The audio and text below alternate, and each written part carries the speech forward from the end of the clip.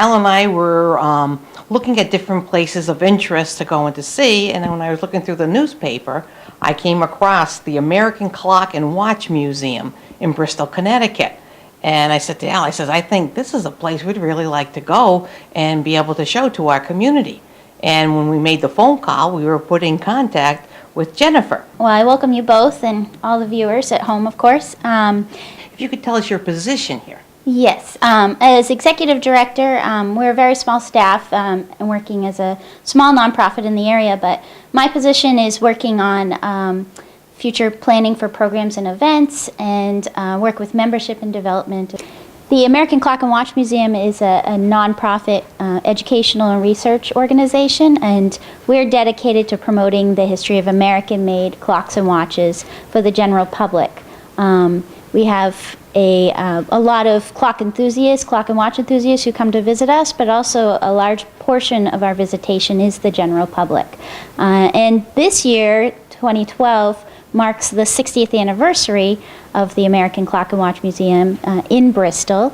And it began in 1952. It was established by Edward Ingram, who was the president of the E. Ingram Company in Bristol. And at the time, there were only two companies, Sessions and Ingram, that were producing clocks. And as Edward Ingram said, it was sort of the end of the heyday of clockmaking, and he was sort of noticing that and had become a clock collector, and some of his friends as well got this group together and they established the museum. And then the next step was to find a home for it. They had debated whether or not to make it part of the Ingram Company, but what they ended up doing is the company donated funds so that they could purchase the Miles Lewis House, which is where we have been located since 1954. So when visitors first come to the museum, the first thing they see is this 1801 Federal-style home, and what's important is that the early founders of the museum really wanted an early American setting for these early American clocks that they were donating to the collection. So the Miles Lewis House, built in 1801 in the Federal Hill District of Bristol, became the home. Later, as more and more donations were occurring, by 1956 they built the Barnes Wing, which is where we're standing right now, and you actually use salvage from one of the earliest houses in Bristol, 1728, and it was a Barnes family house. So they were able to use salvage for a lot of what we see in this room. And then later on, again, adding the Ingram Wing, which is another addition. And there's always talk of how we're going to expand into the future, so you never know how large the place is going to get. But so I think with that, we can go and meet the curator. Tom Grimshaw is our curator, and he can give us a more in-depth look at the history of clock and watchmaking. Okay, that sounds excellent. Hi, Tom. It's nice meeting you. I'm Susan Grimaldi. Nice to meet you. And thank you to Al and Sue coming to our museum. We have a wonderful museum here, which we are very happy and very pleased that you came down to showcase us. We have over 2,200 clocks in the collection, and we have over 3,500 watches. And what we try to do is tell the story of America's contribution to not only America's watch and clock making, but the world's clock and watchmaking, which we were very influential. The story is here. We've been talking about the development of the wooden gear tall case clock, the shelf clock, but there was soon to be sort of the death knell of the wooden gear clock. It had problems. It had problems in shipping. You couldn't export it. Wood was you had to season it. It would break. They made each gear out of a single piece of wood so that each part of a gear made had the grains running horizontally, and those would break first. They should have actually been triangulated and only worked on the horizontal part of the grain, but that would have been too expensive. So for all those reasons, and they were bulky, and they had to be run by weights. So they were practical for their day, but the era was soon to change, and the change would come because brass would become available, and for the first time would become available in quantities and in price that you could make a less expensive competitive clock to the wooden gear clocks, and we'll go through that part. Actually, brass in America was put to use, but never in any quantity. This example is one of the rarest of the early examples. It was done by Joseph Ives when he was in Brooklyn, New York. The clock was his invention, and it has several things that were far beyond its day in American horology. Number one, this is not only brass, it is wrought brass, which means that it's from rolled brass, which is so much cheaper than trying to take a cast iron or cast brass and work it into various parts. This was wrought brass. This was done in 1818. This clock had a very, very poor movement design, and we don't really know if it ever ran well at all. There's very little wear on this.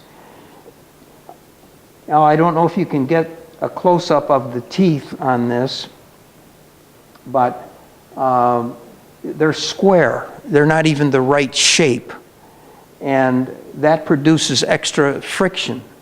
So he had to make what are called rolling pinions, which those teeth engage and they will roll to offset the increase in friction. This is designed with too many gears in the train. The great wheels at the bottom, which are usually large, are tiny. So there's very little torque being delivered to each of the strike train and the time train.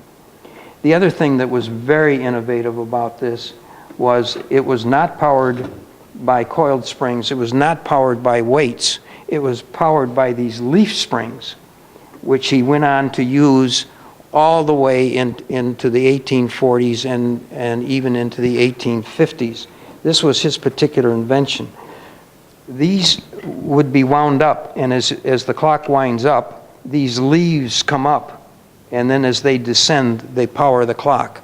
And they do provide a tremendous amount of torque. Obviously, this clock was expensive. Couldn't compete. You couldn't mass produce anything like this. So it was kind of like the first bird of spring. Mm-hmm. You know, it was a little peek into the future. And today these are very collectible. We know that some of these that were around, because the movements didn't work well, the movements were replaced. This is an example that survives with its original movement. This is very rare, and we are so happy to have one of this. Now, does that face open up this way here? Yeah, this is this way Al could get maybe a little better shot at it without any reflection of the glass. Yeah, even to make this thing work, you see, he had to take this bottom part of the plate and bend it out, so you'd have the winding drum. There'd be a space for the cord to wind on. Joseph Ives was, like Terry, an inventive genius.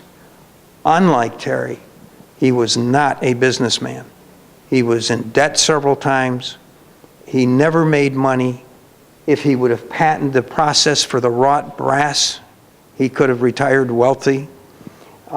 He was one of these guys that was a mechanic, a genius, and was only interested in that, and business was not his forte, to his detriment.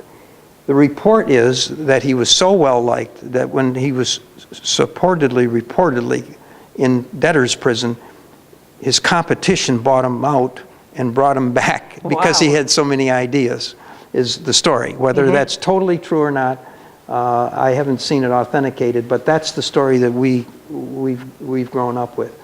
So this is the beginning of American brass used in a movement in a production Connecticut type clock. And we say Connecticut type even though it wasn't made in Brooklyn, as he was from Bristol. He made tall case wooden gear clocks. He was a Bristol person, got in trouble, went down in Brooklyn and made the clock there, and then came back and had an even bigger impact on the clock industry. But even this, if you can get a close-up of that latch, notice how decorated it is. Yeah, I can see that. Everything on this clock was top class.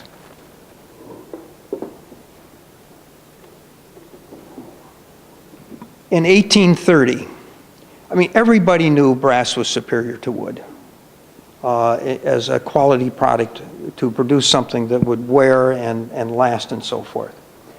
And in 1830, Joseph Ives is back in Bristol. He gets together with his nephew, and they form a company along with others, and they start to make a different, very different kind of clock. Still weight driven, and it appears in this large case in the back on the left. And it's like in 3 sections, and that's why it's called the triple-decker clock.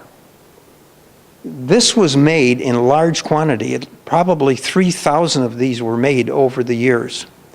And it was mass-produced. One of its great advantages is that it was an 8-day clock, not a 30-hour clock. What's inside this clock is Joseph Ives' invention of the strap wrought brass movement done in 1830. So we come from the Brooklyn era back to Bristol. He invents this thing. It's a massive thing. Remember the little wheels on Yes. this other? Well, he gets rid of the little wheel syndrome. He gets these massive wheels to provide all this torque. He's still using square cut teeth rather than the rolled over proper shape. But the clock works. And again, he's using rolling pinions. And what a rolling pinion is where the teeth engage. These little pieces of metal actually revolve inside these 2 collets, and that makes it have less friction and allows the clock to run. And again, if Joseph Ives would have just patented the wrought brass strap design and so forth, he probably would have been very economically successful. But he didn't. He was a mechanic. He made some money in 1830, actually. He did pretty well with that particular company. And that became direct competition to the wooden gear clocks. And it was the beginning of the end for the wooden gear clocks. The wooden gear people countered by making 8-day wooden gear clocks, which was not all that practical. They got copied. Jerome comes out with a similar styled case, and R&JB Terry do, and there's all this competition with these very large Empire triple-decker clocks designed by Elias Ingram.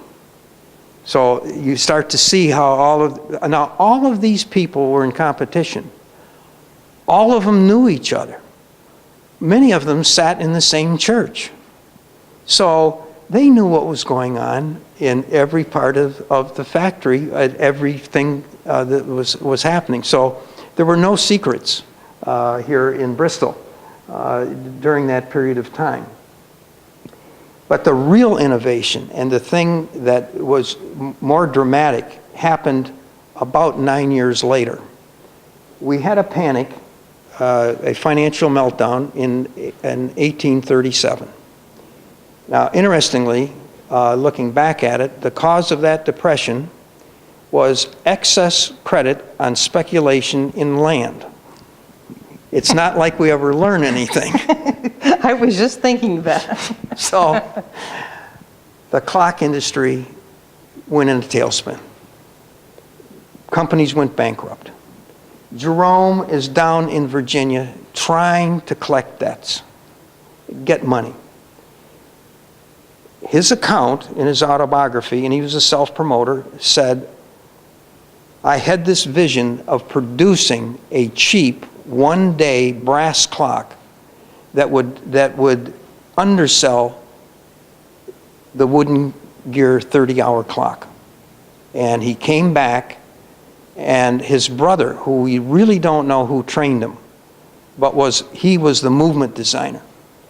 And Noble Jerome, with supposedly the supervision of his brother, designed a movement that was the most practical, simple, inexpensive brass movement ever made, and it went on to produce millions of these clocks. And we show the actual prototype of it here in the center. Now notice that the dial has a big hole in it. Yes. Why do you think that was? I don't think anything. It's just so you can see the actual movements being there, showcasing the technology, the development. This is not a wooden gear cheap clock. This is a brass high quality clock. Not only is this all brass, these are mirror polished. I can see, yes. You can actually, if you hold one up to your face, you can see your face in it. This front piece, the solid escape wheel, these wheels are visible, all are solid, so that you can tell that this is a brass clock. No question about it. It was a self-advertising thing. In the next generation of these, they kept these solid and then spoke the back ones because you couldn't see them. But this was the original prototype. Count wheel, and it's held on with a clip, which is so much easier to make than integrating it with the great wheel. A tremendously cost-saving device and design. There are approximately 14 individual pieces to put together on this clock. There's nothing that's been ever simpler. And this was also a clock that even the backyard mechanic couldn't destroy it by trying to fix it. They absolutely were super practical. The case became and was changed into a design, and this movement was only changed at the beginning by spoking out the wheels. And they put it in the cheapest case, or least expensive case that they could think of to house the movement, and it became what is called the OG clock, which is the box clock on the lower right in this display. Now, the genius of this was that for the first time, you could export these things. The brass wasn't going to warp or do anything like that. And this, we're now talking about 1839. By 1841, they've got the design of the case down. They've got the movement. Everything's in place. Jerome sends an entire boatload of these things over to England and prices them at, I think it was $4.75, less than $5. Now, the English government said no clock could be built anywhere near that price, and they confiscated the entire lot, opened up clock shops, and sold them. What do you think Jerome did next? Sent over another boatload and a third boatload. By the late 1800s, the timekeeper of England was the Jerome lowly OG clock. It was on more shelves in England than any other clock, and it literally destroyed what are agreed upon by the finest horologic clock industry was in England. And this clock basically very much hurt it and almost destroyed the guild. Now, the one thing about Europe, and we're going to be talking about this when we get into the watches, there were guilds there. There were things you could do, and there were things you couldn't do. In America, it was open season. You could do anything you want. You could design a case with leaf springs. Nobody's going to say that doesn't meet guild standards. You could build a clock like this. No one stepped in and said, no, you can't do that. That would hurt us. No, it was open competition, open design, anything goes, let the market decide, and the market decided in favor of Chauncey Jerome. Jerome eventually became the biggest clockmaker in Connecticut, the most successful, had the largest house in New Haven, and after he retired from the operations of the company made a deal with another very famous Connecticut person and became bankrupt. And that famous person was P.T. Barnum. And each one blames the other. And in reading the autobiography, I would have to side with Chauncey Jerome. I think he was out of the operations. The person that signed the contract, it ruined them both, bankrupted them both. So the story of Jerome, and the title that we use with him is Rags to Riches to Rags. He ended up in Austin, Illinois, assembling movements of his OG design, and died virtually penniless. It was quite a story. So this was the next great development. This propelled America worldwide. This is what helped get America out of the 1837 Depression, and Connecticut becoming one of the central manufacturing states in the country were the clock people. This invention and others like it that were soon to follow just exploded the clock industry. And we're going to go next and look a little bit at this particular panel. Well, this is a small display about some of the artwork that's contained in these clocks. One of the things that clock people marvel at is how the general art community does not recognize the artwork that is in these clocks.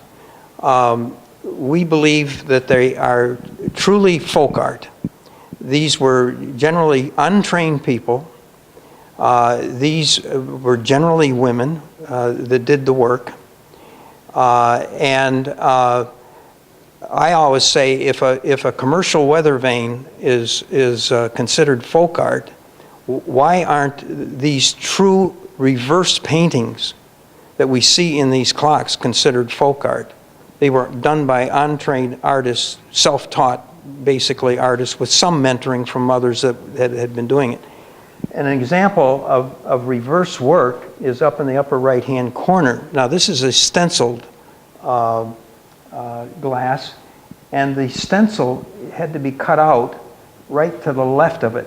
And that is the stencil that created the glass by Fenn. Fenn was one of the most important glass makers of this era.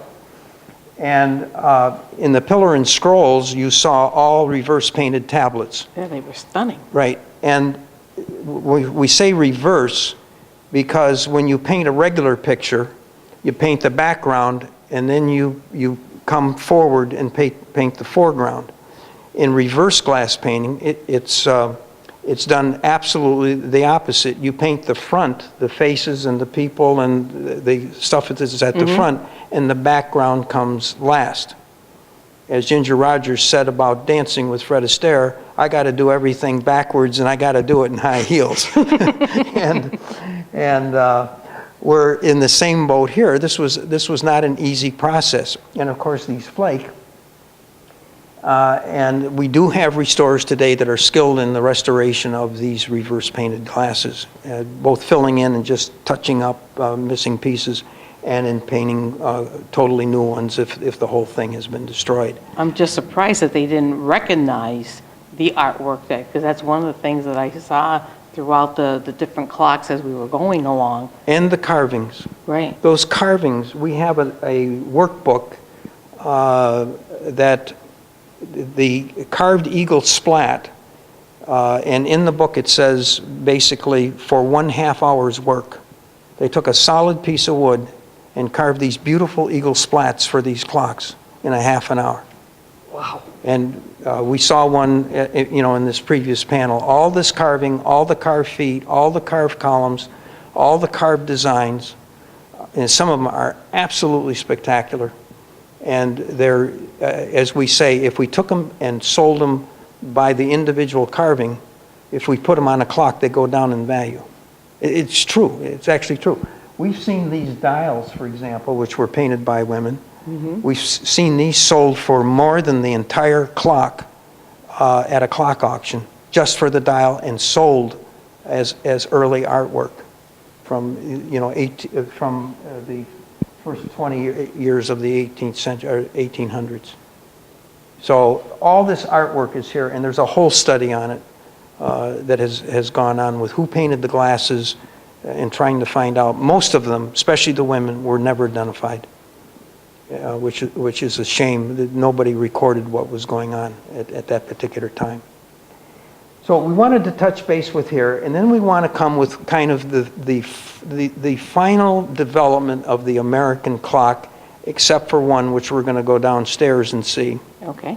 And so we'll move on over to the next great American jump that allowed the clocks to be even more practical, more exportable, and went all over the world as well. We kind of come into the last phase of the first half century of the 1800s and the Connecticut clock development.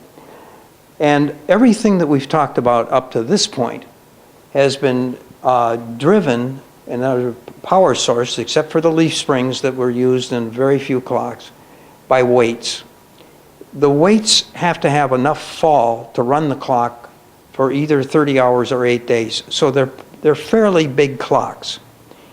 And in 1836, a clock came on the market which was radically different, an American clock, mass-produced, which was very different from anything that had been produced before.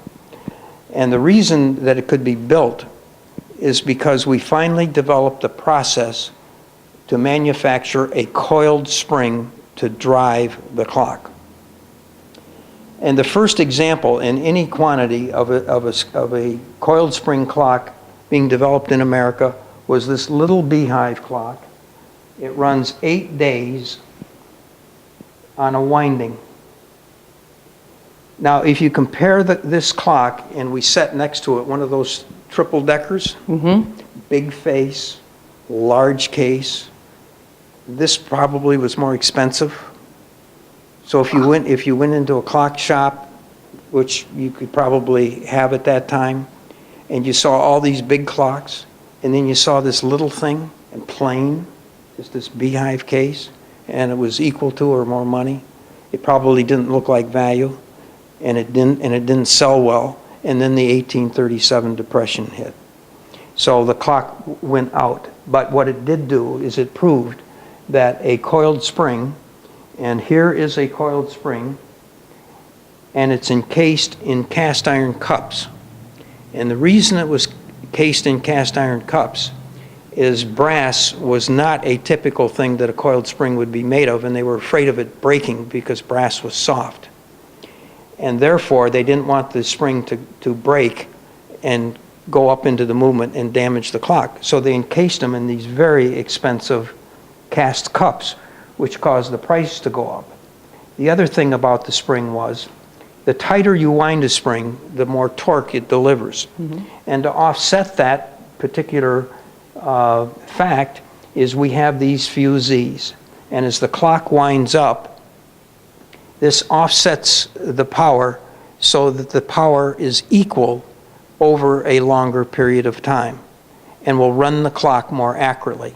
These are called fusees, and they had... Wait, excuse me 1 second. When you're saying fusees, why are they? Because of the fact that they're different layers, levels, or... They're different levels. As you wind up, the force is the distance delivered by how far out it is from the center. Okay. It's like a teeter-totter. The farther out you sit on the teeter-totter, the more force you have, and you can lift more weight.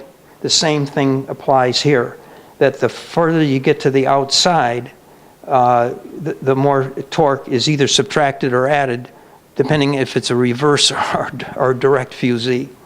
But in this particular case, this allows the clock to run more evenly because the power delivered to the movement is more standardized.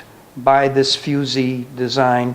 And this had been used on, for example, English watches for a very long time. And it was nothing new. This design was a little different. And this was developed by Charles Kirk, who was another guy like Joseph Ives in that he was an inventive genius and always broke. Now, this particular Beehive Clock was first made, we believe, in 1835. The Depression hit in 37. We have documents where somebody as late as 1841, they're replying to the request and they say, well, we still have some of the movements. You can buy the movement if you wish. So they didn't sell out, and they were a difficult, it was too expensive, and the clock was not successful. But it showed that America could make a coiled spring clock. It's really, yeah, it looked like it was very, very heavy. Well, if you feel this clock, it weighs a ton. Yeah, okay, yeah, don't trust it to my hands. And that's the weight of the springs, the weight of the cast iron, and so forth. The next invention that came up was Kirk's patent movement. Now, this clock was built at E.C. Brewster, not E.C. Brewster and Company, but E.C. Brewster. After the Depression, Elias Ingram was in trouble financially. And probably the most famous story about him happens fairly quickly. He asks for his wife, bring me my winter coat. She dutifully brings him the winter coat. The odd part of it is, it's August. He walks out the door. He goes to Venezuela. Apparently didn't tell her where he was going. She said she never forgave the you-know-what for doing that. Probably had kids and everything. And on the way back, he says, I designed in my mind and whittled an example of a new style case that I think will sell. The reason he went to Venezuela is because he wanted to see if he could open up markets to sell his clocks. So he goes down to Venezuela and see if there's a market. He comes back, and what he had whittled out was one of the most famous design cases of all time, which was the Steeple Clock. This is the first example with these little spheres on the top of these cones. We believe that it is the first steeple made in America. It does have some, I don't want to say stealing in design, but the English had developed cases that were somewhat similar along these lines. But this sharp Gothic, or the steeple case that Ingram designed, was fairly unique. In there was a movement designed by Kirk again, and it's hard to see, but if you looked at the back plate of this movement, if we took it out, the entire thing is cast iron. And again, it was to house the cups and to house the springs in these cups and make sure that if the spring broke, because they're brass springs, that it wouldn't damage the movement. This clock, we made probably in around 1841 or so, became one of the most copied clocks of all time. Steeple clocks were sold by the millions. And this was another Ingram design. So Ingram starts to traverse the 1830s, and now he's into the 1840s, and he's still developing these new designs that these manufacturers could sell. Now the clock next to it was made in 1845. Who comes back on the scene but Eli Terry? And Terry was trained in brass, as we mentioned before. And he was really retired. He had a clock shop in the back of his house, and he was always experimenting. And he designed this particular clock, which was built by his youngest son, S.B. Terry. And it's called the S.B. Terry balance wheel. And in a way, it's kind of a precursor in some sense to the marine clock. Mm-hmm. And the advantage to this clock is this runs on any position. You can tip it and it'll keep running. Wow. Because it's a balance wheel. It's not a pendulum. You could hang this on the wall. You could put it in, have it off kilter, and it would still run. So probably, I haven't tried this, but if we hooked it up to a wall on a big ship, it would probably keep going. And that's why they were called marine balance wheel clocks. Eventually what happens later on is Kirk, who was at the E.C. Brewster and E.C. Brewster and Company, takes this development of the balance spring clock and really expands it into a major force in the clock inventory of American clocks to sell. Never made any money off of it, always bankrupt again, always undercapitalized. But these are the kind of the precursors to that particular development. The unusual thing about this example is, number one, is this fabulous original tablet in it, which is one of the most striking geometrics that we know of. It's absolutely gorgeous. And the second thing is it's running. And I grew up with the cartoon Rube Goldberg. Mm-hmm. This was Rube Goldberg. How this thing, why it works is unbelievable, and most of them don't work, but this one is functioning properly, and really was never developed into anything directly, but started to establish the marine clock business in the United States. Here what we're going to do is we're going to visit a couple other areas of the museum for the next design changes. A couple, again, except for the calendar clocks, the basic structure of the movement was now standardized. Variations of all kinds, but basically, if you've seen one, you understand all of the others. And it was who could produce the best piece of matching furniture. One of Elias Ingram's patents, as we said, he designed more cases, and these came along later in the 1800s, 1870s and 80s. And what he patented was the door with two circles, one circle over the dial, one circle for the glass, and these two rosettes. And he took out a patent on that, and nobody could violate the patent. But given American ingenuity during the same period of time, this is also Noah Pomeroy. Notice what he did. He had the circle, he had the two rosettes, but he squared off the bottom and kept the top part round. That got around the patent. The Atkins people, the Welch people, got around the patent by having the upper circle, the two rosettes, but they made the door with an octagon shape rather than a circle. So given American ingenuity to get around any patents, this is an exact example of how you would do that. Now it was interesting because I'm surprised that Pomeroy was not allowed to use this door, because Pomeroy made the movements for the Ingram factory for quite a few years, and so they absolutely were working together. But for some reason, Pomeroy felt that he could not use the patented door, and made this variant. So this is the history of these types of things that went on in competition with the American clock industry during the 1800s. I never would have realized that there was so much competition, so much patent infringement until we had this tour today. Right. Well, it was a business, and you tried to stay in business.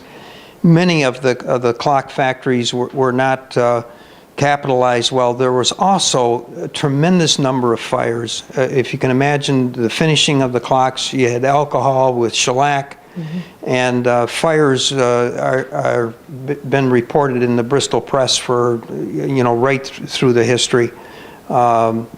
And of course, you had sawdust, and I mean, you had a perfect and wood construction for Perfect the environment, sure. perfect environment for fires.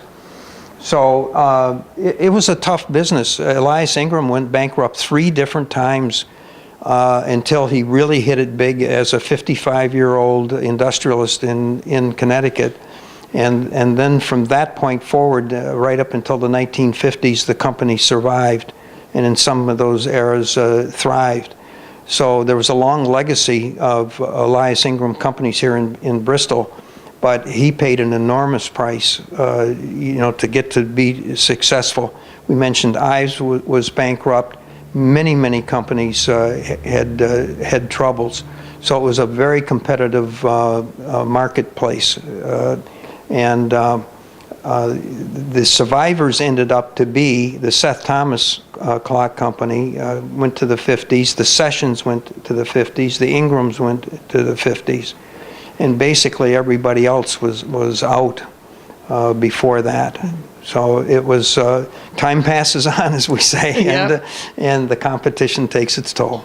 And Speaking of matching furniture, I was looking at that clock that's right behind there, and the beautiful woodwork that's all involved there. yeah, this particular clock, the story goes, this was supposedly designed and given to the directors of one of the clock companies, and they only made 12 of them. We don't know if that's for sure, but as far as the example of an empire case, this clock probably exemplifies the design to a greater extent than any particular empire clock made. It's just bold. It's just the veneering on this, the matching veneers. This is a miraculous case. All of the bent work, and if anybody has ever worked with crotch mahogany, they know how brittle that is. And you look at this clock, and there isn't a break on it. It's a marvel of a case execution of a very difficult wood, and the ability of these guys to do this kind of work back in that era still astounds us. As we were saying, it became a contest to who could produce the best furniture. We see the steeples repeated again, and was a very popular design. This one on the front has a rippling on it, and that was done by a machine. And they actually, a person back in 1970 reinvented the machinery to cut this rippling. And this was extra added feature and is a desirable collecting tribute to a particular case. Here you see again Ingram's, this is Brewster and Ingram's steeple as it evolved. And here you see the 4 posters, the beautiful Fen tablet that we saw, the Fen stenciling. This is the same kind of a tablet. This became very popular. We move on into the future, into the late 1800s, and we start to see this kind of a clock change in design, and we're going toward parlor clocks and what we call kitchen clocks. They were the clock of the day. If you get a 1903 Sears catalog, you'll see these for sale, at $6.75. The one up here with the man's face on it is more desirable because that's called a commemorative. It was an Ingram product. The actual roller that made the face is from the factory, and that's the face that's on that particular clock, and all of that design was done by machine. They softened the plates, they rolled the plates through presses, and they pressed that design into the oak. And we often say that there must have been a contest because some of these really got ugly. and we wondered, who dreamt this one up? And this was the beginning of the end of the mechanical clock. And what we're going to go next is to see what that end looked like. In this is the last panel of the exhibit in this particular room. And what this demonstrates is the great variety of clocks that America produced. And for example, when you look at this Ansonia clock, This is a very desirable model. And this was literally stolen from the French. And it's a mystery clock because the clock runs, but there is no known mechanism to drive it. And what it is a miniaturized movement up in here with its own pendulum. And the way the arm is constructed, the pendulum up here drives the whole arm back and forth. So this was made by Ansonia, and very, very popular. But the French had been making these for a long time. And the statues, the former curator, Chris Bailey, told me that he has seen the actual identical statues in France, as what Ansonia copied. We also have more Ingram clocks. This is the corrugated gallery clock. This is a later period. We're talking 70s and 80s. We see the Grecian with the mosaic base, and also the sub-miniature Venetian. And we're going to talk about this clock later. This is the smallest version of the Venetian, and we call this the sub-miniature. There's a miniature and a sub-miniature. There's actually 5 different sizes of this design. But what we really wanted to show, finishing up here, was the major events that the clock industry went through, and sort of what became the standard common clock of the day. And the first one I'm going to pick up here is this Adamantine case. These were started in the 1880s. And this was made to directly mimic a French marble clock. And this is very light, and it's obviously got a wood base. Some of these were painted black and enameled and finished to make it look like marble. Seth Thomas developed an Adamantine case, which was a plastic that was used over the surface of the wood. And this became the clock of the day from roughly 1895 right on through probably 1910. They were still selling them, 15 even. And they became very decorative and very highly designed, and these were made by the multi-millions. When I started collecting clocks back in 1971, we were buying these for between $1 and $2.50. Well, I noticed even the detail inside there where they put down made Seth Thomas Clock Company, and then it says made in the USA. Right. In Thomaston. And this was all stamped out. This was all Americanized and cheapened up. And but it had the look, and Oh, it looks beautiful. the lions on the side and the gilded feet, and the whole business. I'll tell you what, I'll give you $5 for it. You'll really make a big return on your Well- money. How's that? We'll take it. They've gone up. I figured as much. Not to a great deal, but they've gone up. The last real case development was what we call the camelback or the humpback. And these were made from roughly very late 1800s, right on through, you see them in the 20s and in the 30s in the catalogs. And these came both in a myriad of different little changes to this basic design. But this was what was on America's mantle for probably 3 decades, and up until World War II. And all during this time, one of the things we haven't talked about was the development of the Henry Warren electric motor, which brought into case, we started to see the electrics intrude on the mechanicals. But when the factories converted to war effort, all the clock factories had to convert, and after the war was over, the mechanical clock, basically as an industry, was really on the wane. And all the equipment was old. They hadn't updated. It hadn't been used, some of it, for a long period of time. The electrics were coming in, and that was the death knell of the mechanical clock that Connecticut Connecticut had played such a huge part of. More clocks came out of Connecticut than any other state in the Union. and a lot of it developed right here in Bristol, Ansonia, Waterbury, New Haven was the mecca for the mechanical clock. And we kind of call this the last of the Mohicans. But we still have people today that are making clocks, many of them super high quality, and they're pieces of artwork more than they are a clock.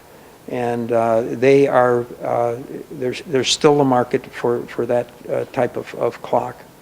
But essentially, as a staple for a business to run, this was the end of the mechanical clock. Now, just for curiosity, because of the design of it, what type of material is this one? I noticed that it had the design. At first, I was thinking, we're from East Long Meadow and they do brownstone, so I thought it was like a quarryman. And I'm looking at them saying, no, that's a baseball bat. And I saw the other one had a baseball. And what kind of material is that made of? This was more like an alloy metal, not iron. And this has become the most popular of all of them because the baseball collectors collect this one. They will knock the clock people out. They don't stand a chance at an auction. Well, the detail on it, it's really, really beautiful. But I guess I saw the baseball players there, and then when I saw the two young boys that are up at the top, I was thinking like of the Hummels, and Right. that's what kind of, caught my eye. I said, well, they got Hummels up there, and they got baseball players down there. We're looking at here an interesting clock made by the Welch Spring and Company. Very high quality clocks, very difficult cases to make. They made these in different designs. This is one of the more desirable of the models because it's the miniature. There is an exact model that is designed the same way that sits up like this. Interestingly, this is an 8-day clock and very desirable with the collectors.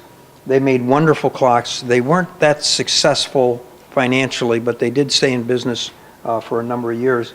The last thing I want to point out in here, I'll pick this up, is America made a lot of cases with Royal Bond cases in porcelain, and the number of models that were made were prodigious, and this became, this clock was produced in so many different colors, styles, and variation, and many of them have survived in tremendous condition because they're very susceptible, of course, to chipping and cracking and flaking. But this has become very desirable, and there's some collectors that specialize in these collections of porcelain clocks, and there's a great variety to collect. Wonderfully made, outside escapement. You see the escapements on the outside of the wheel, and high quality, fairly high quality movement. Now, let me ask you something, Tom, before we move on to another. You can put that one back down there. I see all these different clocks and things. Now, do you accept clocks at the museum for anybody that wants to donate them for inclusion, into a collector's, display case or anything? Right. We are constantly, thank you for asking. We are constantly having clocks donated to the American Clock and Watch Museum here in Bristol. And the reason it's so important is still important clocks are being found. We found one the other day. It was on a call, and it's an Eli Terry regulator that he made after he retired that we're saying, please donate that clock because it's so important to this Eli Terry story. So there are things out there like that. So we did buy at an auction last summer 4 major pieces of history that we didn't have in this clock due to the generosity of those that donate artifacts. With 2,200 clocks, we've got a lot, but we have a list of things that we would still like to acquire for the collection, but we can always use a clock here, and we accept donations of clocks, watches, memorabilia, books, anything collected to horology, we accept. Okay, that's good to know. This will hear if somebody in our viewing audience has one or knows of somebody that has one and would like to be able to, to donate it. They know that they can find a good home for it, or will be respected and treated with love and be able to go and keep the history going forward for many more years to come. Well, it's interesting because one of the donations that we accessioned some of the items into the collection were clocks that were made in the 50s. Previous to this, we considered those modern and not historic part of the story. Now they're part of the story. So we have a little collection of, for example, of the New England Clock Company out of Farmington, Connecticut here, which we grew up with them. So it's interesting when you live with a clock as you grow up, you don't tend to think of its importance in history. And then when you stop and think, those that record the history are the ones that are saving it for the future. These people that gave us this whole collection of this New England Clock Company, we're very thankful that we have it because we now have a representative collection of that company. Okay, thank you. Downstairs in the Ingram wing, we have various displays. One is of high-quality regulator clocks. We have a Howard Astral regulator in the corner, drum head. Very beautiful. The movements in these clocks are of the highest standard. As we pan down the wall, we start to see a special regulator clock made by Simon Willard. And as we continue to expand the wall, we have Eli Terry's regulator with a very special movement that he designed. We have another Howard and Davis, and then a variant on the Howard number 36. This is one of the most remarkable carved clocks that we owned of the Victorian era. And as if we span down the wall, not to get into each one, we start to get into those that are what we call the electric watch clocks and slave and master clocks. And we have a history of that as we go around the room. And again, some high quality regulators. In this particular case, we have a lot of the early tools that were used in clock making and watchmaking, and are genuine antiques, and were in the factories in production at one particular time. We also have a collection, a small collection of two of U.S. Navy clocks, this being the quartz model, which was the most accurate clock made in the 1950s. It is a quartz clock, and we believe it is the first clock that was made that could tell time more accurately than the Earth spinning on its axis. And so this was a major advance. There was only one other clock made that was more accurate, and we're going to look at that next. The clock that we had mentioned that was more accurate than the quartz clock is this particular clock. This is an atomic clock owned by the U.S. Naval Observatory, manufactured by Hewlett-Packard. This has a potentially very interesting history. We were told that this was one of the two clocks of the 12 made that were used to prove Einstein's theory of general relativity. And what they did was they took two of these clocks, they took one and put it in an air jet and flew around the world. And Einstein says that the time on the clock will change because it's in acceleration. And when they landed after the trip around the world and looked at the two clocks, they were different by the amount predicted by Einstein's theory. Whether this particular one was the one of the two, we haven't been able to fully prove, but that's what was told to us by the donor.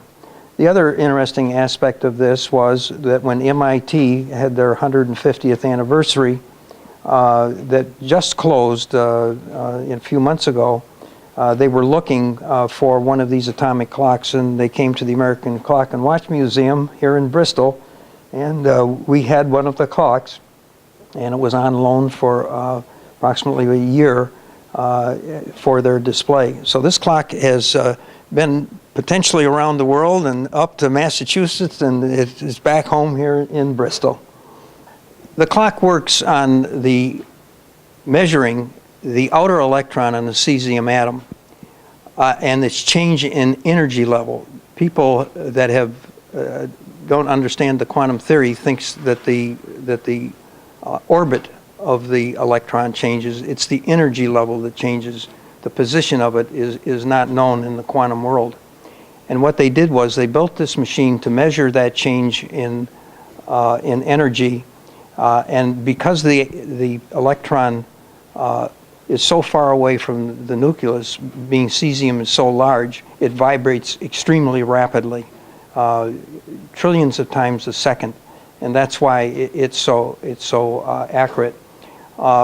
When we received the clock, one of the most interesting things I asked is, well, could we recharge it and get it working? And the answer was, at the time of the donation, the estimate was $45,000 to recharge the cesium tank, and we decided not to do it. Unless somebody's willing to make a donation of that amount. Well, then we'd be radiated, so I don't know if we would start it up again. But here she sits. This is a wonderful piece of history, and we're so happy to have it here at the museum. The museum has a good collection of calendar clocks. This was really the last mechanical innovation of the mechanical clock in the 1800s. The first was by the Mix brothers and sold by Seth Thomas. The interesting thing about these calendar movements is that they are perpetual. They do keep track of whether there is 30 or 31 days in a month. And yes, when it hits February, it hits 29 and or 28, and every fourth year it hits the 29th. So that way they're set once, and if you keep them running, they will run continuously and keep the right day and date and month automatically.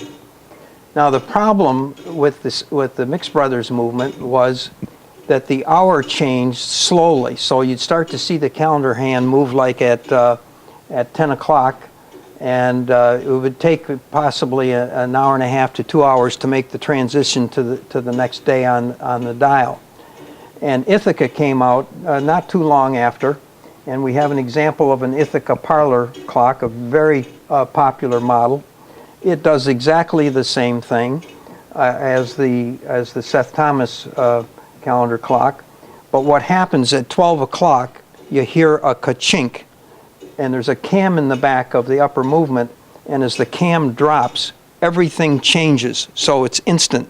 At 12 o'clock, the day, the date, and the month, if it's that time, will change within a second. And that was considered a pretty good improvement on the calendar clock. Now, there were other companies that developed competing calendar mechanisms. This one is by the Welch Spring & Company.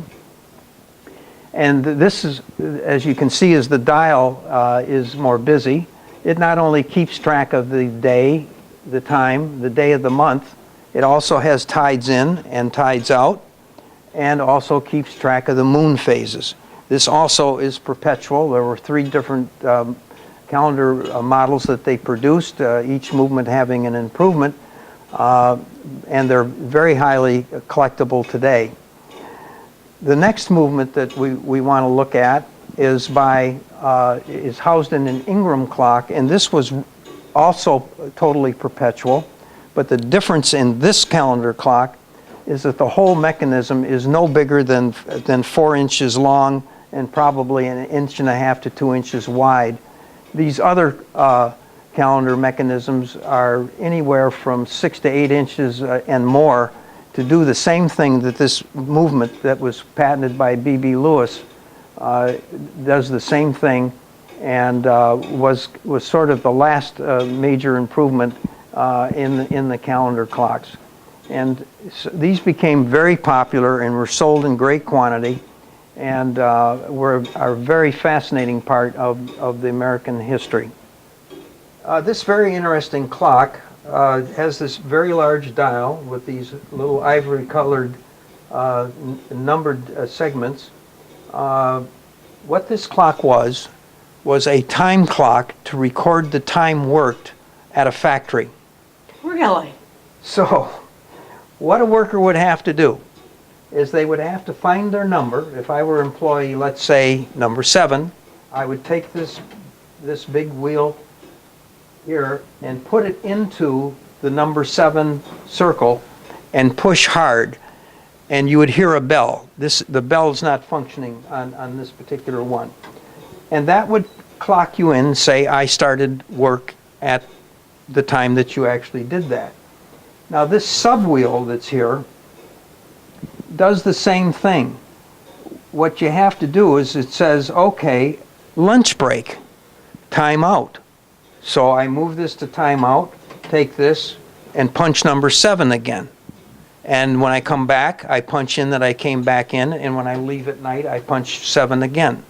Now inside this is a big roll of tape. Imagine you being the clerk and having 100 per day stamps on this time in, time out, lunch in, lunch out, break in, break out, and keep track of how many hours these guys worked. This is by the Day Recording Company. This is one of the earliest of these type of time clocks. It was quite convoluted, and I can't imagine a company having this be an efficient way to record time, but they were used for quite a period of time.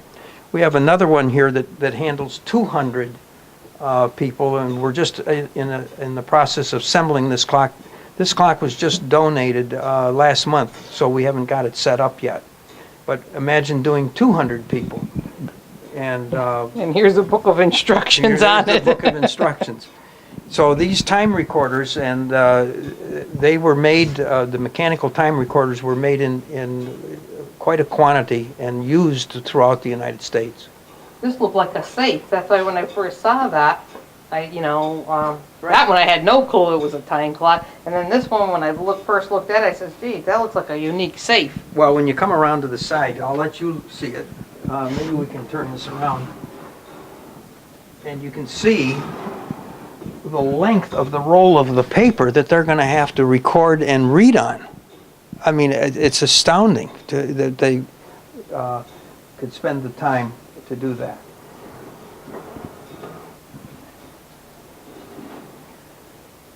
Now, while we're here, if you want to just kind of span down this wall, this is the museum's collection of electrics.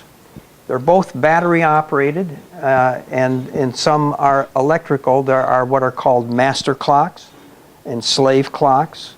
There are watchman's clocks, where a watchman would have to go and punch in on the clock to prove that he was there, that he was making the rounds, and so that was all stamped out.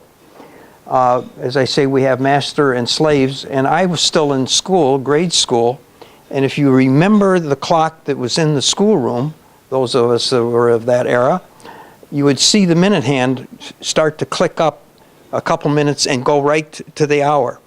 Well, that was a signal from the master clock telling the slave to move up. And this is one of these, these clocks are those kind of clocks that were used as the masters to the slaves. And these could be wired to any number of slave clocks. In factories and schools especially use them. And this was in basically the later 1800s and 1900s. And you can see the case designs start to get more Spartan as time went on. You can almost date the clock by how plain the case is on these clocks. But very high quality, very good timekeepers, and very useful in the factories and in the schools. Okay, so Tom, what exactly are we looking at right here? We're looking at a 17th century, late 1600s clock from Europe. And this was a tower clock, iron frame. It is driven by a crown wheel, which is right at the very top of the movement. And the verge hits the crown wheel with the pendulum and keeps time. It did strike. It'll strike once on the hour, and as you see, there is no dial, and so this was probably housed in an area where the clock struck. People could hear it. They know the hours were advancing, but they couldn't see to tell exactly what time it was. This is probably our oldest clock in the museum, and it has been running very well for us. So these things were were made literally like iron, and they were made out of iron, and we see here that it's continuing to function and doing very well.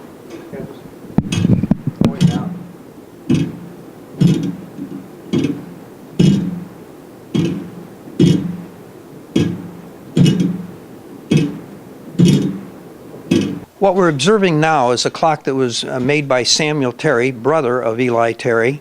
This clock was made and donated to a church, a local church, in 1832, and it ran for almost 100 years and served faithfully, which shows that even though it was made out of wood, it was substantial, it worked, and it was faithful for almost a century.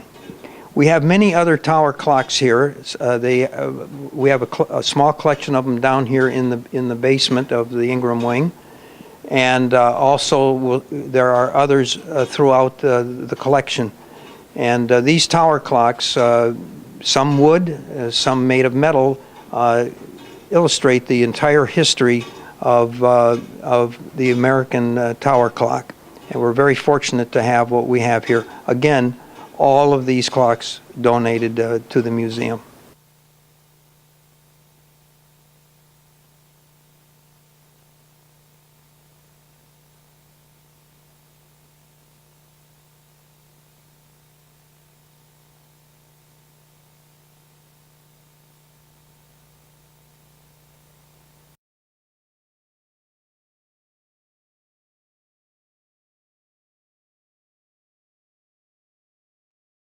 What you're filming here is a Howard tower clock with a rare three-legged gravity escapement. This is a time-only tower clock movement. It was, rather than a verge and an escape wheel, as is typically found in these clocks, you see the fan moving and locking and unlocking. The fan is there to prevent the locking and unlocking slamming, and they act as a governor. And if you see the pendulum as it releases at the bottom of each one of those legs, there is hardly any friction that's involved here because it just goes side to side, releases the fan, and the clock is regulated by that whole process. This pendulum is 32 feet. We're driving this now, I think, with 350 pounds. And interestingly, we got this clock as a gift. And the story that went with it is that the people that had the clock didn't know what to do with it. And if we didn't take it, they were going to throw it out. And this is one of the most fabulous tower clocks ever produced in America.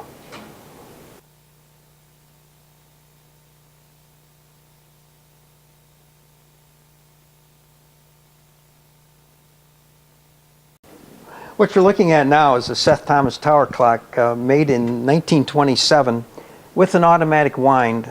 By this time, these tower clocks became available with the automatic wind because these were placed in positions that were difficult to get to.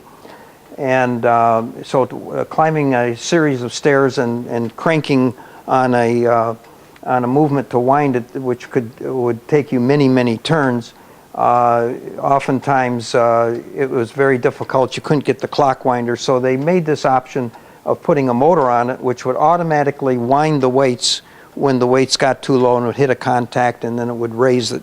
This is very noisy, and we may hear this at some time as we are going throughout this room. It's a very loud cranking noise, and usually most people jump when they hear this. It's so loud. But this was an adaptation that was made in the 1900s and sold and advertised in the catalogs with the motor as the option. Yeah, I think, Al, you might want to get a side view here, because one of the pieces that are going in with the wheel there, it almost looks like a sledgehammer that it takes right in between. Oh, this right Yeah, here? that piece is, when you're looking at it from a layman's point of view. Yeah, the sledgehammer is called a verge. Well, I was given the technical name. Right. What you're focusing on here is what the clock people call the escape wheel and the verge. This is what does the tick-tocking sound. There's an entry, which is the tick, and the exit, which is the tock, and that's what controls the release of the train, so that if that weren't there, what would happen is the weight would just fall down. This actually controls the timing of the weight dropping, which is translated into the front, which is the dial, which then tells the time.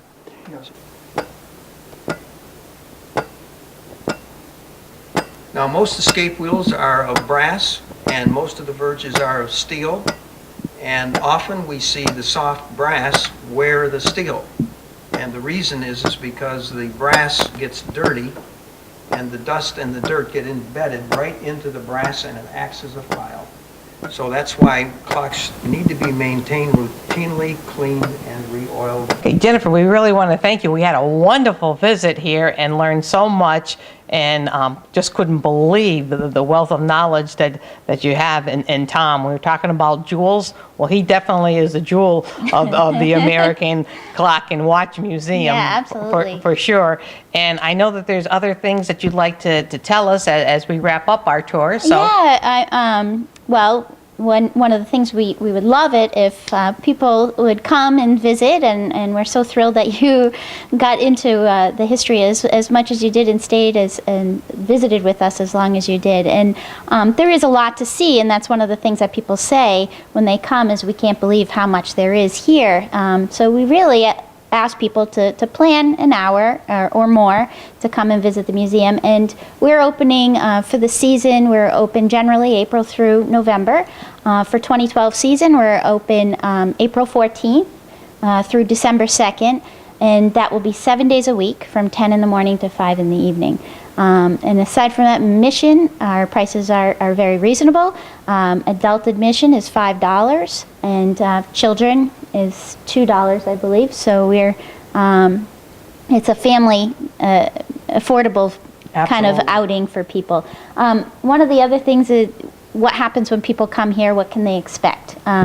We don't always have Tom Grimshaw, our curator, available. We were very, very fortunate, and we do thank you for that. But if you can rope them into a personal tour. But when people come here, they have options. We have 8 galleries, as you've seen, and people have the option of a self-guided tour. With that, there's also, we do periodically, we try to do every week, timed guided tours, so that people who want to have that person that come and explain the history and what they're looking at can have that as well. But we also have the interpretive panels in every gallery. For families, we have a scavenger hunt, so kids really get into, and parents really get into doing the scavenger hunt, which takes you through the galleries. And we also have a cell phone audio tour, which is free with the price of admission. So people are given a map and certain sites they can call in from their cell phone and learn more about a particular item, which is also a popular thing that we have. One of the other things I mentioned is that we have a lot of programs throughout the year. I mentioned we're open April 14th to December 2nd, but if people are dying to get in here in the off season, we're dying to make that possible. So we do schedule by appointment. Anyone can come for a visit, group tours, anything. We accommodate anybody as much as possible. We also do programs throughout the year, not necessarily just in our open season.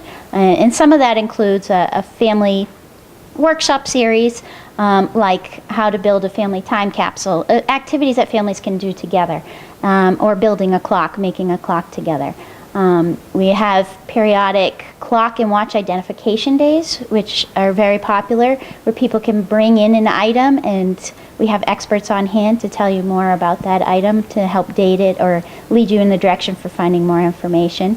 We do that on a quarterly basis, so that people regularly have something to look forward to.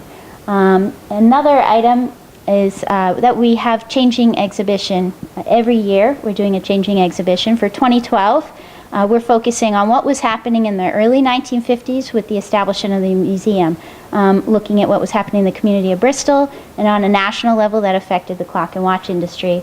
That exhibit's entitled TV War and Cinderella, and we'll have loans from the community and from some area museums, and we're very excited about that one as well. Another thing is special events. Every year we have our annual wine tasting. This year we're kicking off our first annual cupcake bake-off, which we've been affectionately calling the Betty Clocker Cupcake Bake-Off. So just to get new ways to get people in. And one of the ways that we do that too is by renting our facility. We've had weddings here, business meetings. We invite various groups to use our space. The Barnes Wing is set up as a great function space.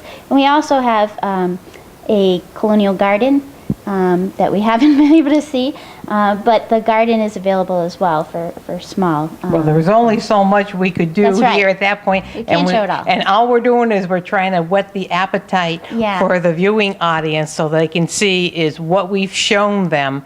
There's just so much more, and they really need to come here and to experience themselves. And I'll tell you, I think they need more than an hour, because if you come with your children or anything, there's just so much to see. The hands-on, you see the displays, the history that's there. It to me, Absolutely. I think it's a nice afternoon to be able to plan for a family event. But I wanted to ask you, do you have a website that you would list some of these things for updates? As a matter of fact, we do. Good. It's clockandwatchmuseum.org. Very easy to find, to Google it to find it. And that has a list of all of our programs. It also has ways in which people can get involved. Of course, we'd love everyone to give to the annual fund drive and those sorts of things. But we're looking for volunteers for various types of activities. And we have an Adopt a Clock program as one of the ways that people can help support us. With the Adopt a Clock program for $250, a family or an individual can pick out a clock in the museum that's theirs for the year. It stays in the museum, but what it's doing is giving us the funds to help support the preservation and care of the collection that we have. And so we have businesses that do that as well. And then every year you get a letter from your clock with a photo telling you about how things went for the year. So it's a fun program that we have, and it's growing every year. So get a clock while you still can. We only have a few thousand. Well, Jennifer, thank you so much. It's been such a pleasure Yes, coming thank you so here. much for coming. And we thank you for inviting us into your home and sharing Tom with us, giving us the opportunity. He spent so many hours with us, and it's just such a joy. I got so excited. I never knew I could get so excited about clocks and the history, and I said, rah, rah, America, and I'm just going all the way through, and Tom was just such a joy, and I'm sure you're going to have a lot of people coming by to see, because what we just did was the tip of the iceberg, and everybody, when they come, they will prove us right that this is definitely a jewel within the city. Great, thank you. Okay, thank you.